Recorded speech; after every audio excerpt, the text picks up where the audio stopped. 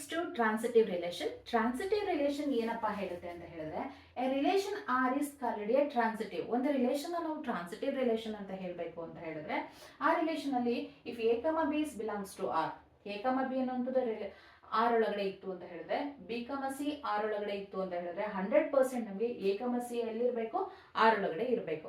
ಇದನ್ನ ನಾವೇನಂತ ಕರಿತೀವಿ ಅಂದ್ರೆ ಹೇಳಿದ್ರೆ ಟ್ರಾನ್ಸಿಟಿವ್ ರಿಲೇಷನ್ ಅಂತ ಹೇಳಿ ಕರಿತೀವಿ. If A comma B belongs to R, B, C belongs to R, then 100% A, C belongs to a relation R ಆಗಿರಬೇಕು.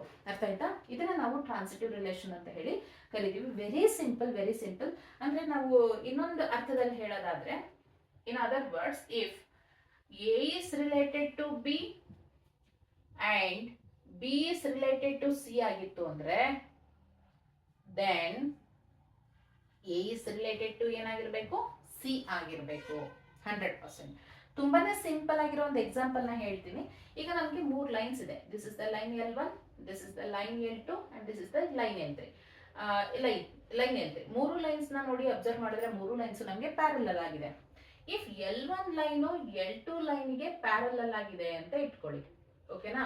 ಅದೇ ತರ L2 ಲೈನು L3 ಲೈನ್ಗೆ ಪ್ಯಾರಲಲ್ ಆಗಿದೆ ಅಂದ್ಮೇಲೆ ಆಬ್ವಿಯಸ್ಲಿ L1 ಲೈನು L2 ಲೈನಿಗೆ ಏನಾಗಿರ್ಬೇಕು, L3 ಲೈನಿಗೆ ಏನಾಗಿರ್ಬೇಕು, 100% ಅದು ಪ್ಯಾರಲಲ್ ಆಗಿರಬೇಕು. ಈ ಕಂಡೀಷನ್ ನಮಗೆ ನಾವು ಟ್ರಾನ್ಸಿಟಿವ್ ಕಂಡೀಷನ್ ಅಂತ ಹೇಳಿ ಕರಿತೀವಿ.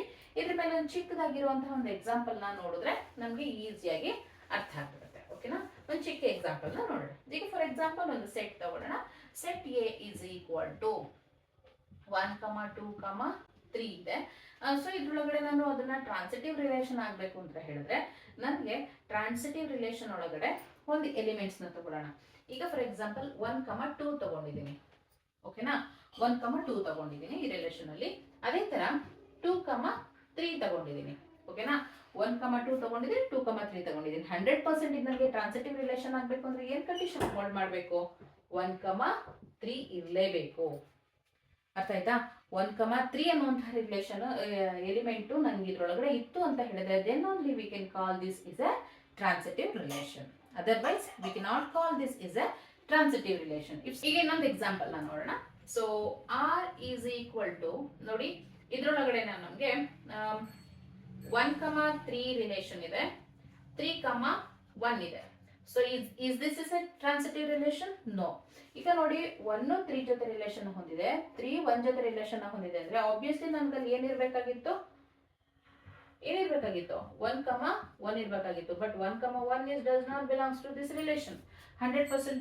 That's why we can call this is not a that's why we can say this relation is not be a transitive relation. Very simple.